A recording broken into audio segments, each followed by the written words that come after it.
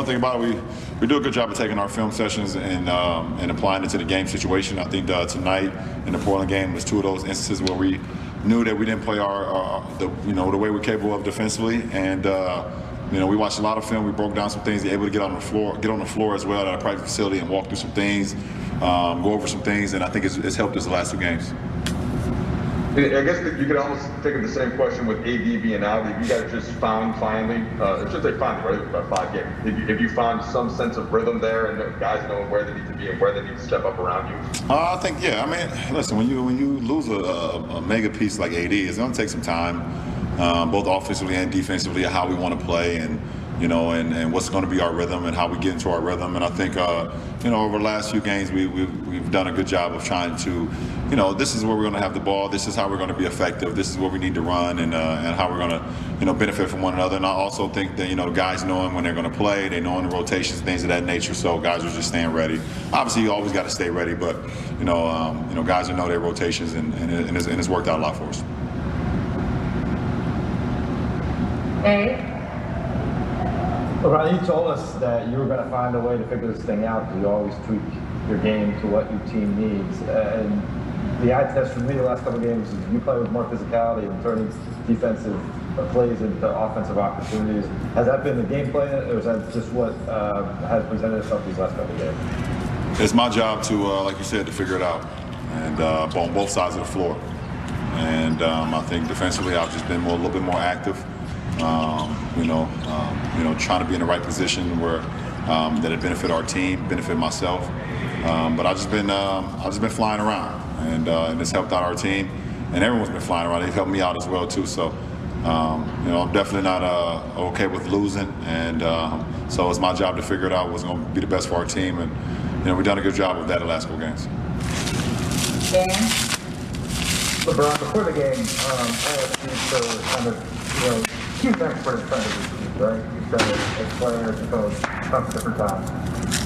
He said that he felt this might be the hardest circumstance, with no fans, with game stacked on each other, heading to trying to win. Curious, when you look at this past month, what does that tell you about how tough this is going to be, and how do you think you guys kind of came through it? It's been extremely tough.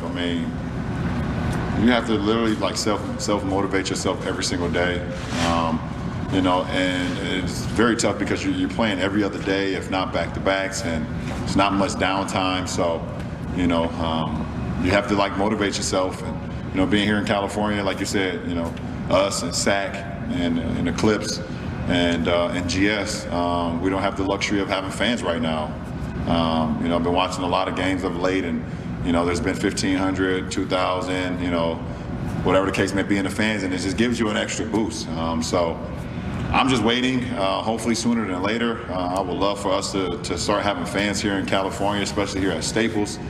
It's just adds so much for us, and also to see our fans too. But it's very challenging, and like I said, you just gotta have that self-discipline and that self-motivation to know that you're going out there, and you just have to be able to use your teammates, use yourself, and to get the energy. 18 plus years, LeBron. What self-motivates you still? Because at the end of the day, there's some kids out there that's still watching me. They're watching the way I play the game of basketball. They're reading the narrative of, will I be tired, or am I sastified, and things of that nature. And I don't want to give them an excuse, no matter the circumstances. You still go out there and you still go out there and play as hard as you can. And, give your life to the game, because the game will give it back to you. So I understand I have a responsibility that's beyond myself when I hit the floor. That last 3, Colin. Hello, LeBron. Obviously, you guys played Portland in the playoffs last year, and Golden State is a team that you know well, and players that you know very well. Defensively, how much has that familiarity that you guys have, and perhaps you personally have with those players, played into the performances you've had? We've our coaching staff has done a great job of putting together a game plan, and we've just tried to execute that. I definitely got a lot of familiarity with, obviously with GS, and some of the players that they have on the floor, because our the last 10 years, obviously. But also, with Portland and the series that we had with them not too long ago. But, for me, I kind of always try to keep myself, familiar with whoever we're playing by watching film and diving into things that they're going to do and just to put my team in a position to be successful. Is it kind of fun when some of your study pays off in those anticipation steals, blocks, things like that, where it's what you study, not what you see right in front of you? Yeah, absolutely. I mean, it puts you in front of it gives you an opportunity to be ahead of some plays as well. Some of it is read and react, and obviously, but to be able to be in a position where you can be there before the actual action takes place because you've broke down the film and you watched it helps out a lot. Bill Warren. Sound like some crutches, didn't it? Hey, Lebron, this is going to be a little off topic, but obviously, 17 straight All-Star games for you. Do you, sorry, feedback. I'm wondering what you remember about your rookie year when you played in the Rookie Challenge in LA and what that first All-Star weekend experience was like for you? It was incredible. First of all, I'm a kid from Akron, Ohio, and I was in Los Angeles for my first All-Star game. And that was an incredible, moment for myself, for my family. To be here. Obviously, I wanted to be in the All-Star game. Still kind of irks me a little bit, but I got over it.